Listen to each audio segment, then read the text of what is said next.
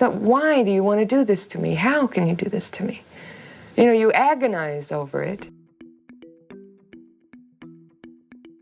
On this day in 1979, Apocalypse Now was released. This film had a notoriously difficult shoot due to many unforeseen incidents, including Martin Sheen's heart attack and a typhoon. Which of these films is your favorite? Let us know in the comments. Number 10. The Exorcist. The 1973 supernatural horror classic was plagued by issues, such as mysterious fires and the deaths of several people related to the film's production. Many attributed the movie's many misfortunes to demonic forces, but a lot of these events have a less supernatural explanation. William Friedkin's zealous filmmaking methods. Billy can be totally irascible. Billy has reduced me to tears on more than one occasion. But he also liked to stimulate the actors, so he would sometimes shoot off a gun or something when he wanted someone to look startled. His direction to a stuntman to get a believable reaction from actress Ellen Burstyn resulted in a permanent back injury. He also hit actor Father William O'Malley in the face to make him more emotional for the climax. And I went in the scene, and if you look at that carefully, when I'm giving Les right, my hand's going like that. And I wasn't making my hand go like that. That was sheer nerve juice. 12-year-old Linda Blair probably underwent the most. She also suffered a back injury from the harness used in some of her possession scenes and developed a lifelong aversion to the cold due to the refrigerated set. We're all there in our Arctic cold weather Eddie Bauer special, suits, and she's in her nightie. It's the power! Holy water! Was it cold? Yes. Did I like it? Not much. It's probably why I hate cold so much. Number 9. Sorcerer. William Friedkin makes another appearance on this list, this time with an underrated thriller about 4 men transporting a load of unstable dynamite across Colombia. Along the way, they're besieged by thunderstorms, impassable roads, and bandits.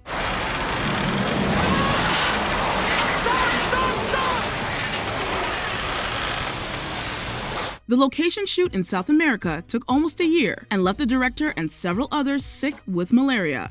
Friedkin and his crew were at odds from the start, with several key production staff being fired and replaced. I think this road's better for us because it's higher.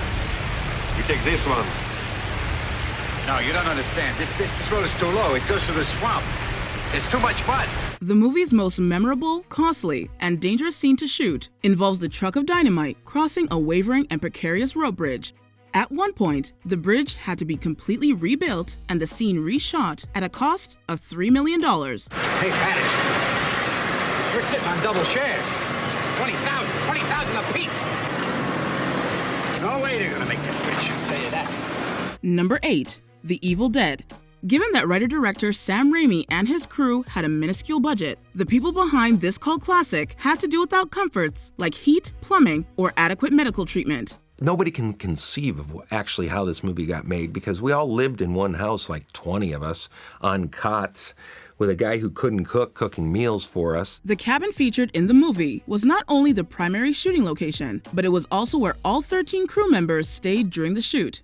Due to the remoteness of the filming location, injuries had to be treated on site. And let's just say, no one was a medical professional. I scraped the hell out of myself. They had laid tracks of 2x4s, and I guess I bled all over those. And I said something unkind about actresses being cut, and that's when I know they were finally working hard. As it was shot in the winter in a cabin with no heat, the cast and crew began burning furniture to stay warm.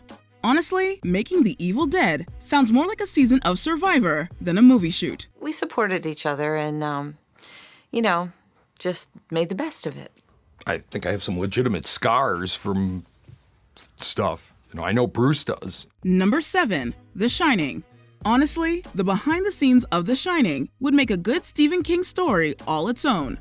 Stanley Kubrick reportedly worked everyone to the bone to make the horrors of the Overlook Hotel come to life. Pressure on almost every movie set, and it's here as well. It's just Stanley doesn't relate to it because he is doing exactly what he thinks he should be doing at that moment. Kubrick clearly didn't believe in keeping things simple.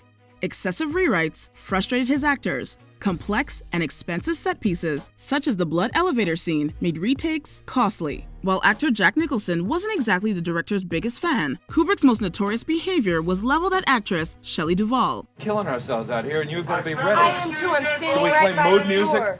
No, I can't Yeah, but when you hear. came in like this, you said just We're sitting there because they say, wait a minute, okay. and then you say Yeah, on the radio, but when you go. do it, you've got to look desperate, Shelley. You're just wasting everybody's time there. The actress was subjected to numerous increasingly exhausting retakes and arguments about her approach to the role. Much of her performance required frayed nerves and near hysteria.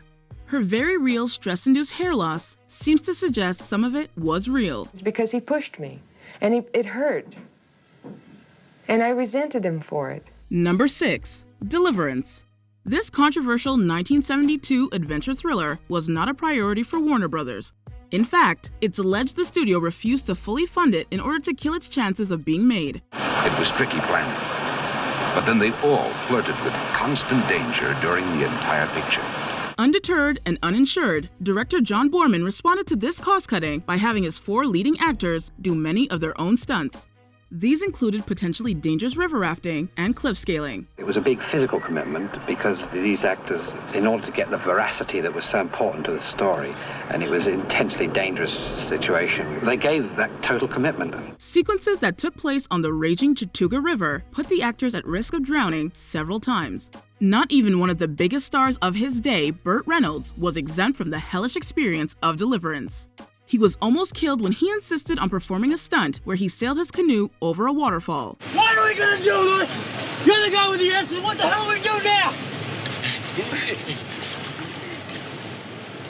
Now you get to play the game. Number 5. Cleopatra.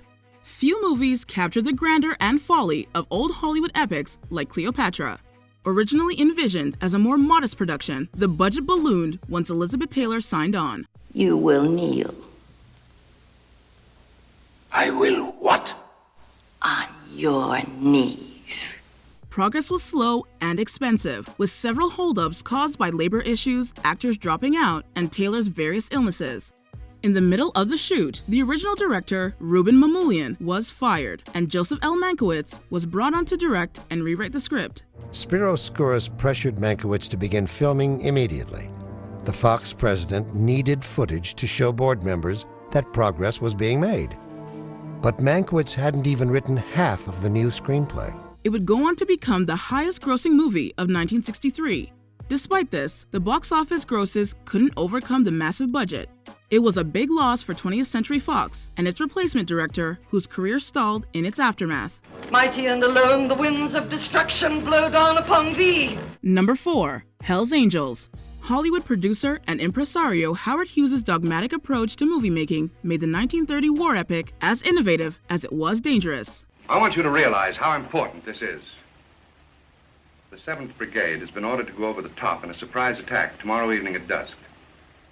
The brigade doesn't know it, but I'm afraid they're going to be slaughtered. Originally conceived as a silent film, Hughes' 3-year shoot dovetailed with the emergence of talkies. He was forced to replace his leading actress, Greta Nissen, due to her Norwegian accent. But the most taxing part of the production were the dogfights staged for the film.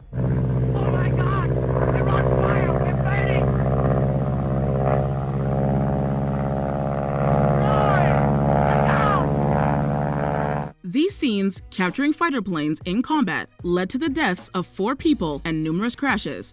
Hughes himself piloted one of the planes in the finale sequence and was nearly killed in a crash that left him with a fractured skull. Look at me. Oh, monster. Number 3. The Birds. When Alfred Hitchcock saw Tippi Hedren in a TV commercial, he thought he had found his replacement for Grace Kelly, the epitome of cool blondes he clearly idolized. However, Hedren later revealed that working under Hitchcock was torturous. It is the worst thing to be the object of someone's obsession if you're not interested. It became unbearable. Hedren alleges the director was incredibly possessive, signing her to a restrictive 7-year contract and making numerous sexual advances on her. When she refused him, he took revenge from his director's chair. There was no one that I could go to say, this is what is happening and it's wrong. There was nobody to go to. Today, if this happened to me, I'd be a very rich woman. This culminated in the movie's added climax, which sees Hedren's character assailed by a horde of savage birds. Hedren alleges that Hitchcock switched out mechanical birds for real ones at the last minute, and she suffered numerous injuries. Poor thing. Listen, get some water, bandages, and antiseptic, quickly. Bandages. It's terrible. Number 2. Apocalypse Now. When Francis Ford Coppola and his crew disappeared into the jungles of the Philippines to shoot their Vietnam War set epic, few could predict how unhinged the production would be. I knew that if weather came, that I was going to try to incorporate it. I didn't realize that it was on such a big scale, so I was only thinking, I got to shoot tomorrow. Typhoons and a major casting shakeup early in the process were the least of their problems.